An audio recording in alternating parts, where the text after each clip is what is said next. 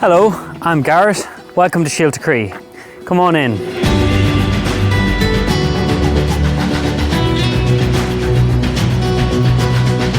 Yeah, so Síolta Chroí is Irish for Seeds of the Heart, so we're looking for a word that captures the work we do. So our main focus is we run transformative educational experiences. So we run different courses from introduction to ecosystem restoration and looking at food systems, like courses on how do we grow our own food that sequester carbon, build biodiversity, feed our communities nutrient-rich food, as well as pays the farmer and the grower a fair wage. Here we've got a demonstration site, so we've got our education centre here and a small farm connected to it. So we're exploring different examples of creating food systems. So we've got our annual vegetables, our spuds, our peas here, etc. Over on the far side we've got what's called a food forest. What would it look like if we created food systems that worked with nature? And one example of that is a food forest. So creating food systems that work in multi-dimensional model on a forest. Over here we've got nut trees, fruit bushes, potatoes, currants, all different.